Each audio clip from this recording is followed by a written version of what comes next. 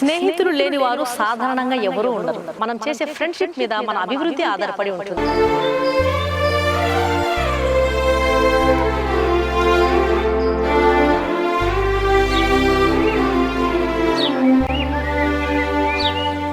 Praise the Lord. అనుదినం దేవునితో అనే కార్యక్రమం చూస్తున్న మీ అందరికీ మన ప్రభు అయిన యేసుక్రీస్తు ఘనమైన నామంలో వందనాలు. చిన్న వాక్యం చూసుకుందాం. యోబు గ్రంథము 2వ అధ్యాయము 11వ వచనం. యోబు ముగ్గురు స్నేహితులు అతనికి సంభవించిన ఆపదలన్నిటి గురించి విన్నవారై అతనితో కలిసి దుఃఖించుటకును అతనిని ఓదార్చుటకును పోవలనని ఆలోచించుకొని తమ తమ స్థలములు విడిచి వచ్చిరి. స్నేహితులు లేని వారు సాధారణంగా ఎవరూ ఉండరు. నిజమైన స్నేహితులు అంటే మనల్ని మంచి దారికి నడిపించేవారు, మనము కష్టాల్లో, దుఃఖాల్లో, ఇబ్బందుల్లో, శ్రమలో ఉన్నప్పుడు మనల్ని ఓదార్చేవారు, మంచి సలహా ఇచ్చేవారు, మనకు సహాయం చేసేవారు. స్నేహం సరిగా లేకపోతే ప్రవర్తన చెడిపోతుంది. దుష్టులతో సహవాసం చేయడం వలన మన మంచి నడవడి చెడిపోతుంది, దేవుని మార్గం నుండి మనల్ని తప్పిస్తుంది. 6 నెలలు సహవాసం చేస్తే వీడు వాడైపోతాడు అంటారు. అందుకొరకే మనం ఎవరితో సహవాసం చేస్తున్నామో జాగ్రత్తగా పరీక్షించుకోవాలి. మనం చేసే సహవాసం మీద, మనం చేసే ఫ్రెండ్షిప్ మీద మన అభివృద్ధి ఆధారపడి ఉంటుంది. ఇక్కడ యోబుకు 3 స్నేహితులు ఉన్నారు. Eliphaz, Zophar, Bildad. యోబు శోధన కాలంలో ఉన్నాడని, అతడు కష్టాల్లో ఉన్నాడని, అన్నీ పోగొట్టుకున్నాడన్న సంగతిని అతని స్నేహితులు వినిన వారై తెలుసుకొని అతనితో పాటు దుఃఖించడానికి, అతన్ని ఓదార్చడానికి తమ తమ స్థలాలు విడిచి వచ్చినారు. మరి నీ స్నేహితులు ఇలాగున్నారా? నీ కష్టం నా కష్టం, నీ దుఃఖం నా దుఃఖం, నీ కన్నీళ్ళు నా కన్నీళ్ళు, నీకు వచ్చిన బాధ అది నా బాధగా అనుకునేటువంటి స్నేహితులు నీకున్నారా? యోబును ఓదార్చడానికి స్నేహితులు తమ స్థలాలు విడిచి వచ్చినట్లు అతనితో పాటు దుఃఖించడానికి అతని స్నేహితులు ఎంత సిద్ధంగా ఉన్నారో అలాంటి స్నేహితులుగా నీ స్నేహితులు ఉన్నారా? నీ సమస్యను, నీ బాధను, నీ కష్టాలను, నీ శ్రమను చూసి నీ స్నేహితులు ఏడ్చేవారుగా ఉన్నారా? నీతో పాటు దుఃఖించేవారుగా ఉన్నారా? లేకపోతే నిన్ను ఏడిపించేవారుగా ఉన్నారా? దయచేసి ఆలోచించండి. చాలామంది ఉండవచ్చు, బంధువులు ఉండొచ్చు, స్నేహితులు ఉండొచ్చు, మిత్రులు ఉండొచ్చు, ఇరుగు పొరుగు వారు, పరిచయస్తులు చాలామంది ఉండవచ్చు. అయితే నువ్వు అన్నీ కోల్పోయినప్పుడు, ఏమీ చేయలేని నిస్సహాయ స్థితిలో ఉన్నప్పుడు ఛీ అనేవారుగా ఉన్నారా? లేకపోతే సహాయపడేవారుగా ఉన్నారా?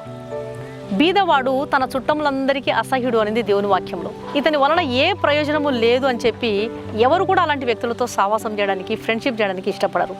అయితే దేవుణ్ణి ప్రేమించేవారు, దేవుని యందు భయభక్తులు కలిగిన వారు, దేవుని మనసు కలిగిన వారు సమస్యల నుండి మనల్ని బయటికి లాగేవారుగా ఉంటారు. బైబిల్ గ్రంథంలో దానియేలుకు 3 స్నేహితులు ఉన్నారు. షడ్రక్, మేషక్, అబేద్నెగోలు.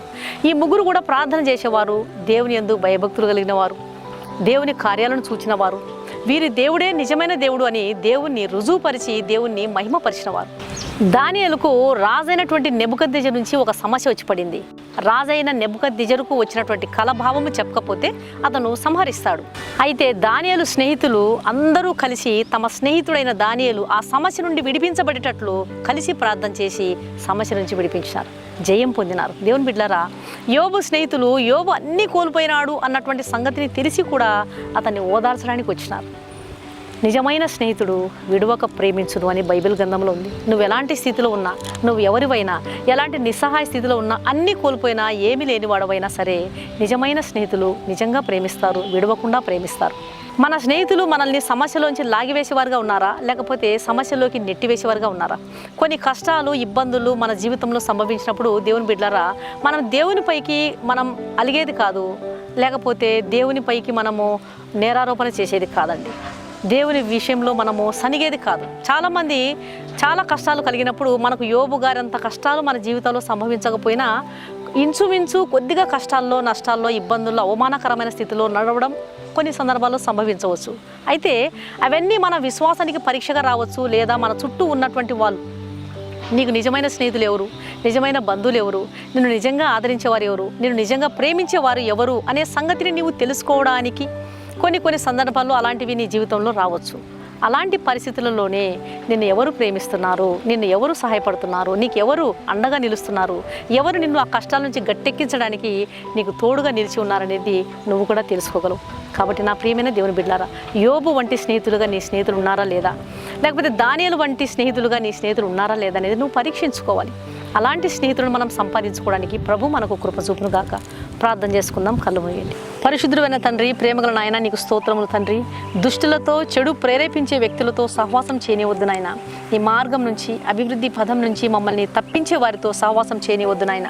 మమ్మల్ని సమస్యలోకి నెట్టివేసే వారితో కాకుండా ఆత్మీయంగా ఎదిగిన వారితో సహవాసం చేయనివ్వండి. ఈ వాక్యం వింటున్న ప్రతి ఒక్క బిడ్డను దర్శించండి తండ్రి. మంచి స్నేహితులను దయచేయండి. షడ్రక్, మేషక్, అబేద్నెగో లాంటి వారు సమస్యల నుంచి బయటికి లాగివేసేవారు మాకు కావాలి. అలాగే యోబు గారి స్నేహితుడు ఎంత మంచి మనసు ఇచ్చినటువంటి స్నేహితులు ప్రభువా.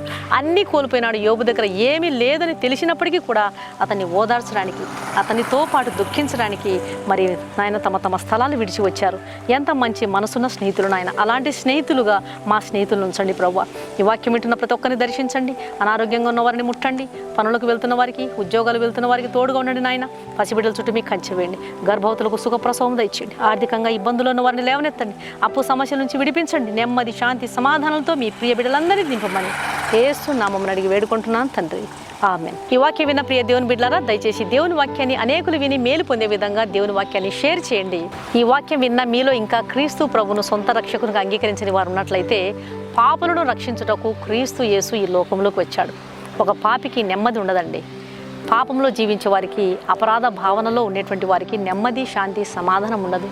సమాధానకర్త అయినటువంటి క్రీస్తు ప్రభువారు ఈ లోకానికి శాంతిని, నా శాంతినే నేను మీకు ఇవ్వడానికి వచ్చాను అన్నారు.